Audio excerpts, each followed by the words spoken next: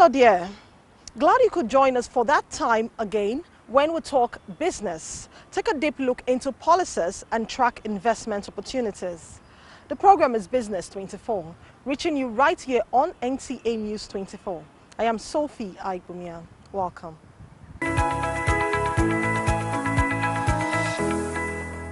On this edition of the program, we begin with the sectorial analysis of the 2018 budget. Our correspondent has an insight into the appropriation for the agricultural sector. We also have our regulars, moving Nigeria beyond oil, as well as our CEO of the week. And of course, the very helpful expert tips and a review of the capital markets activities. All these are lined up for your delights only after this time out.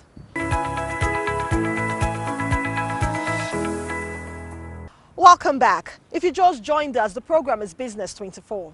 Let's go straight to the business of the day.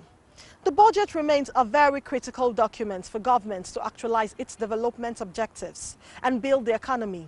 As we begin the sectorial analysis of the 2018 budget as presented to the public in the breakdown by the Minister of National Planning some weeks back. Now, Kunle Adeyeye takes us through the allocation for the agricultural sector.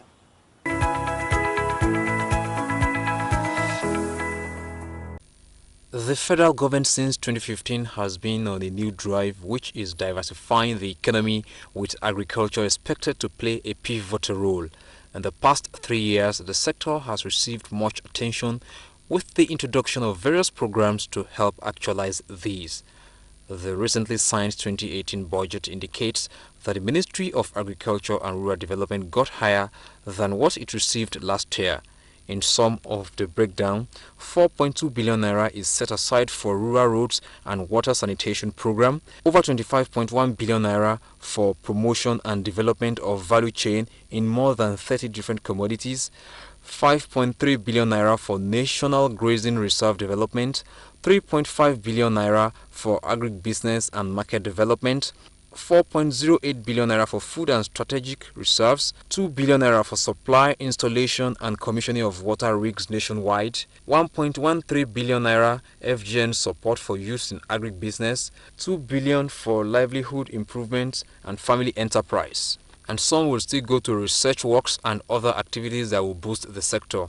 Can one now say that the agribusiness is set to become more enticing following the signing of the budget? Business24 sought the opinion of Isaac Sunday Ojonowa, who is the coordinator of Federation of Agricultural Commodity Association of Nigeria. He commended government for its commitment to agriculture, but said production should be the focus of government and farmers. The state of production in agricultural enterprise in Nigeria is not encouraging, because as it is now, there are a number of factors that will make farmers not to produce. And because they are not producing at the right time, because agriculture is time-bound, because they are not producing at the right time, and they are not getting enough input at the right time, the production will be lower than what we expect. The government is trying to make sure that agriculture is lifted from what it used to be. For instance, the budget this year is for agriculture is more than last year. That is an attempt to see that agriculture is, is lifted to a higher height. A development economist and executive director, West Africa Green Economic Development Institute, Gregory University, Uturu, Abia State, Dr. Emeka Okengu, doubts if the fund is adequate, but expressed optimism that it will still make a turnaround.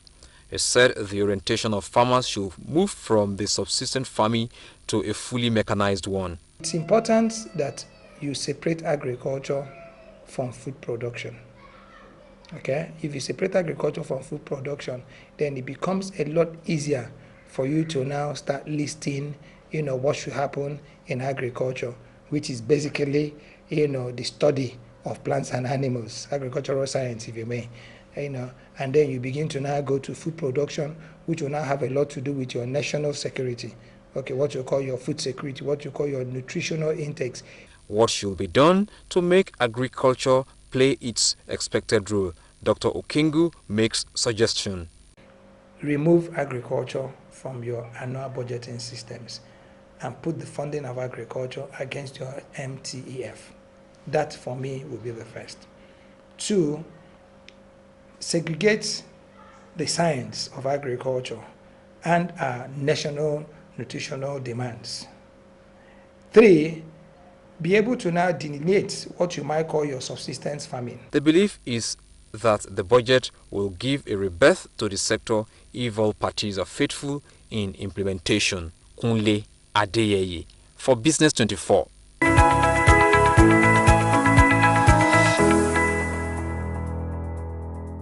Thank you, Kunle, for that report. As the federal government continues to evolve policies for sustainable and diversified economy, many Nigerians have latched into the benefit of value chain adoption in the area of rice production.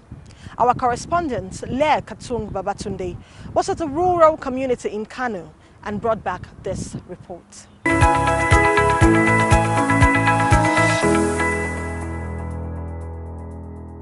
Kura, an agrarian town about 40 kilometers away from Kano, along Zaria Road, has been known for its local rice production due to the availability of irrigation facilities which allows year-round crops production. The federal government's diversification policy, which has agriculture at the center, led to a rice revolution, and Kura naturally fit into. It is only with our own locally developed technologies that we can be self-sufficient and sustainable in the rice value chain. The booming Kura rice market is on the roadside along the Abuja-Kano Expressway. The advancements from earthen pot boilers to fabricated mills has given the people a new lease of life. Young men here are making a living either on the farms or the mills, which now come in various sizes, with some comfortably fitting into homes. Training people on fabrication such as this, and then the milling activity itself. We train people on the use of the rice mills and how to maintain them. The booming equally attracts little children like Muntari Gawu, who miles away from the comfort of their homes scavenge on spilled ones in the course of processing to sell for a token. Carefully, Muntari mops and sieves the chaff. He says he sells the rice he is able to glean at the end of the day at an average of 100 naira, an amount that clearly is not enough to feed him for a day. Muntari goes to bed on empty stomach, where he is unable to get much from scavenging, and his resort, begging, fails to fetch him anything. There are millions of Muntari around the country, along with the socio-economic implications. When children of such age grow up not being empowered educationally, they grow up not having a decent paying job that will be enough to help themselves or their family or even the community. And so through that, it has also security implication. With a 41.6% financial exclusion rate, Nigeria is faced with various challenges to achieving the 80% financial inclusion target by the year 2020 as set by the Central Bank of Nigeria. Experts say, like Abraham Maslow's hierarchy of needs, basic needs of life must come first. Integrating the street children must be addressed in phases and must be priority-based to make it effective. You will have to find a solution that will, in the long term and in a sustainable manner, address the nutritional need of the child, the shelter need of the children, their health needs, before the education. The education aspect is the simplest thing you can achieve for any child. The Economic Recovery and Growth Plan, ERGP, recognizes the need to drive inclusive growth, but the place of the likes of Muntari is one experts say needs concerted efforts for the goal to be achieved. Lea Katumba Bajuni, NTA News.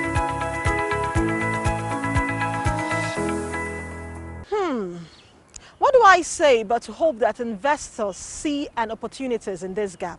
And yes, the policies are working. The ease of doing business has resulted in an increase in the number of foreign investors who are eager to take advantage of government's window of opportunities and make some money. A group of Vietnamese investors are doing just that, as they recently visited Nigeria to seek investment opportunities. Let's hear from Comfort Amodu what these businessmen are up to.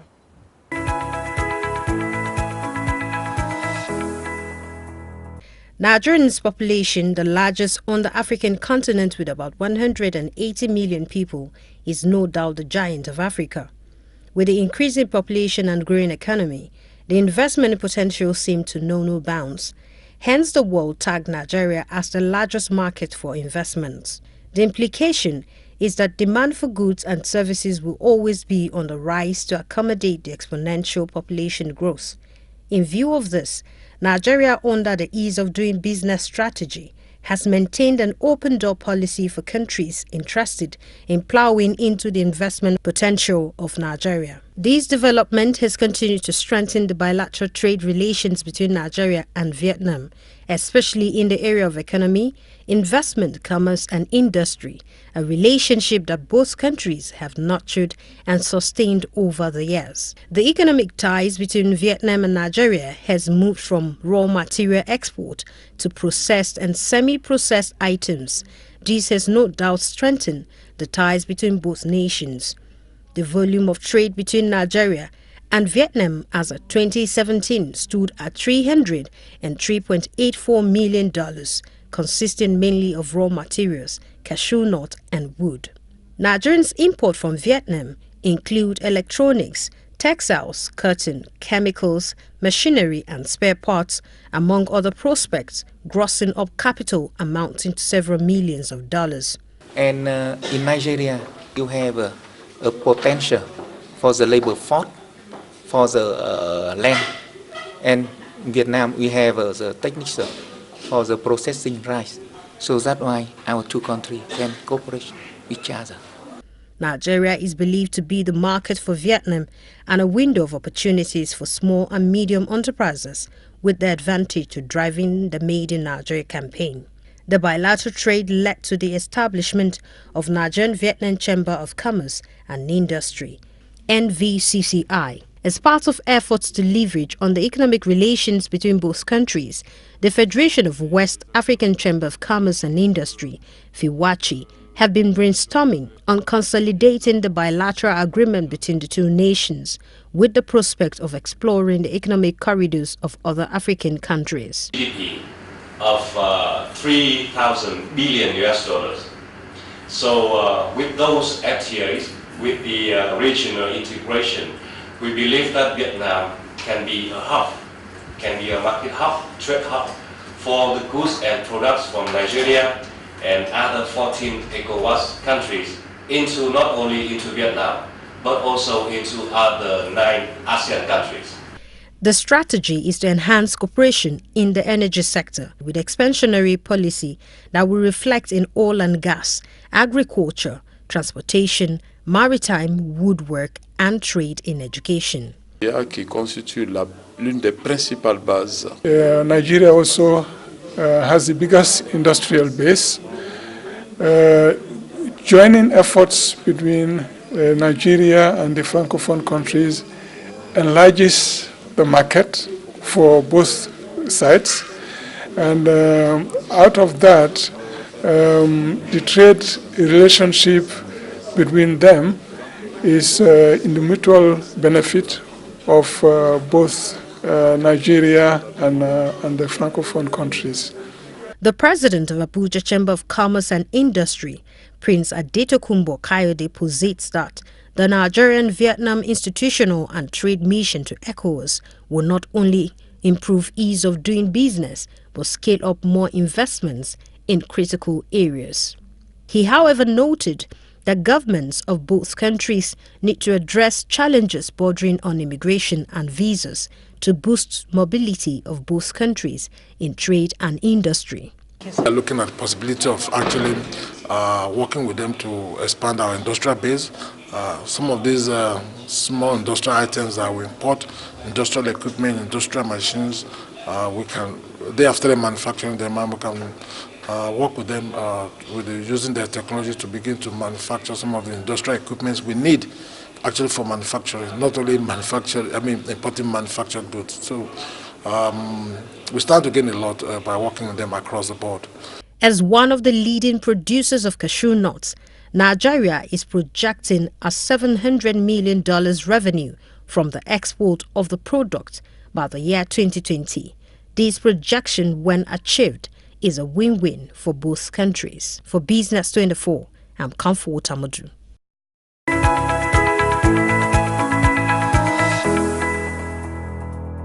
Well, need I say more? Nigeria remains the investor's delight any day, anytime. Moving on now, micro, small and medium enterprises remain the heartbeat of every economy. Apart from creating jobs, it also contributes to increased tax remittances. Therefore, our CEO of the week is a man saddled with the responsibility of grooming entrepreneurs and growing businesses in the Federal Capital Territory. Let's meet Mohammed Tukur Arabi, the Managing Director of Abuja Enterprise Agencies.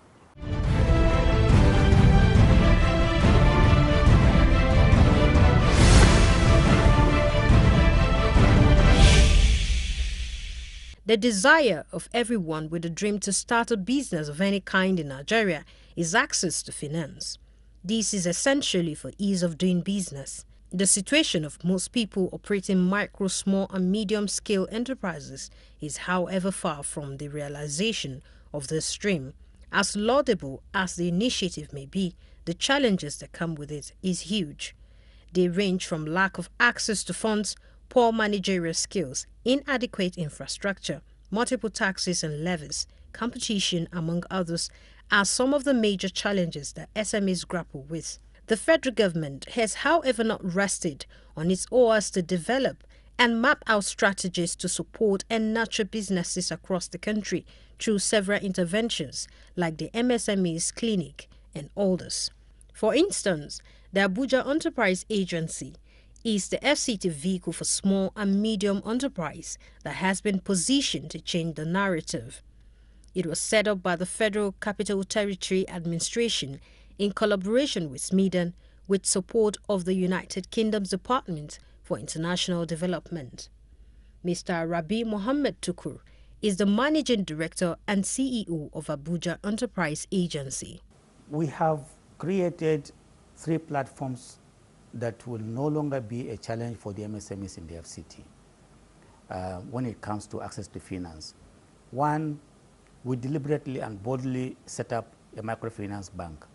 It is called the FCT Microfinance Bank. It is located at all the 6 area councils of the FCT. It is a state-level microfinance bank with a capital holding of 150 million. As I speak to you, the bank has serviced over 20,000 individuals and groups. That is, its client base is almost 20,000 now, or even over 20,000. And clients that are coming from the Abuja Enterprise Agency or from other areas of the area councils can access funds as long as you are a resident of the FCT. For more than 12 years now, the agency has been committed to development and promotion of SMEs in the FCT and its environs, with the mandate to create jobs, grow wealth and reduce poverty to a large extent. If you go into the statistics, you'll find that this year alone, between January to June, we have serviced over 15,000 individuals. With a great business idea, the agency is ready to turn your ideas into reality. You are entitled to 5 million if you have a medium enterprise that you want to venture into. You are entitled to 50,000 up to 100,000 or maximum of 250,000 if you are into the micro level. So if we are to go by the directive of the FCT administration to set up 40 of these centers every year in 40 communities, if you do the arithmetic, you'll find that for every 1 year that you set up 40 of these centers alone, you are creating more than 1,000 jobs. FCT residents have been taking advantage of this window of opportunity. Abuja Enterprise Agency is also evolving all the business platforms like the One Village, One Product to support the rural communities. This initiative has improved ease of doing business for FCT residents and indeed its environs. In 2015, we started with the One Village, One Product initiative with shea butter. We realized that FCT and Niger State holds 60% of the shea nuts content in the sub-Saharan West Africa.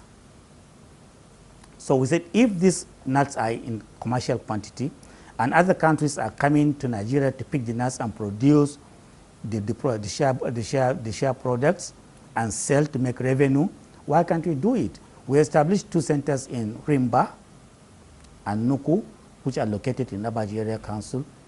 As I speak to you, over 250 women are beneficiaries of the 2 centers. That is our CEO of the week, Mr. Rabi Mohammed Tukur, the man who is determined to be the symbol of entrepreneur development in Africa.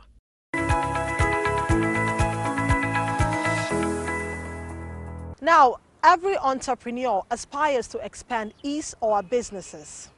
And in case your dream is that of exporting to other countries, first, take the steps from our in-house experts, Femi Boyede.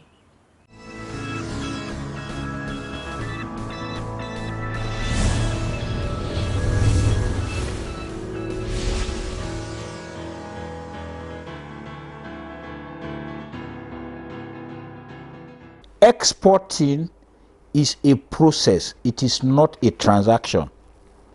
A lot of us, especially the Nigerian exporters, miss this point.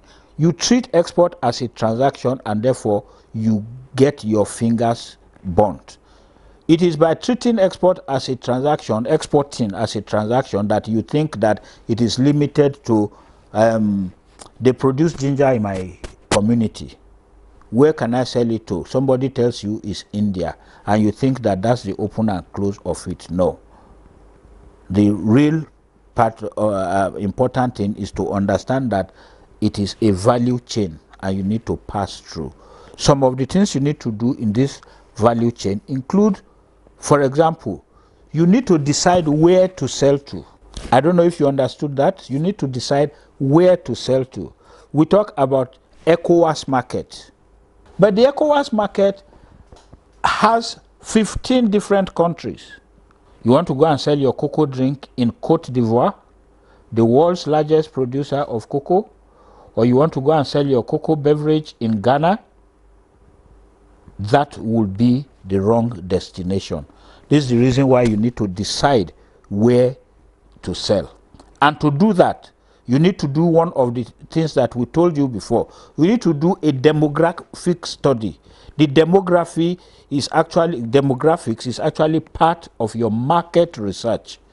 So in deciding where to sell, you need to know where is the population. Another illustration, people want to sell Nigerian processed foods in North America. North America is so big that you don't know. You want to go and sell even in Canada. Is it in British Columbia, where there are probably less than 20,000 Nigerians and Africans in general, that you want to go and sell Nigerian foods? You will be making a mistake. So do the proper study to guide you on how, to determine where to sell to. Is a very, very important component of the preparation for exports, to go into the export market. Of course, like every other human activity, you need to have a plan. When do I want to go into the market? How long do I have to prepare myself? You see seminars here and there, the ones that are free, the ones that are online, the ones that government trade support institutions are putting up day by day. You are not attending. Even the ones that are free, you are not getting yourself there to get prepared. And yet you want to be an exporter because they say, oh, exporting is big business. That plan will help you to also understand what kind of people do I need to have in my organization. What kind of resources would I need?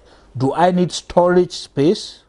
For example, if I am buying from my village, am I delivering in a local depot, or am I taking all the way to Port Harcourt, all the way to Kano? I'm talking about hibiscus and other cut flowers, or all the way to Lagos. For most of the industrial exports agricultural and industrial exports that leave Nigeria. You need to understand. So if you are taking all of that, you need to have a plan. Do I need to buy my own vehicle? And by vehicle, I mean the trucks that will take this thing. Or do I need to enter into an agreement with a trucking company? That's where the logistics comes from. We'll talk about that later. How much do I know about this product that I want to start exporting?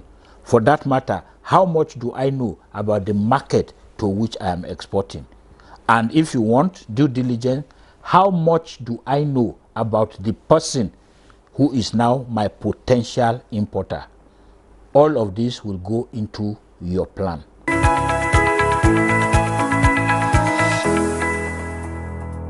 Up next, we take a review of the capital markets.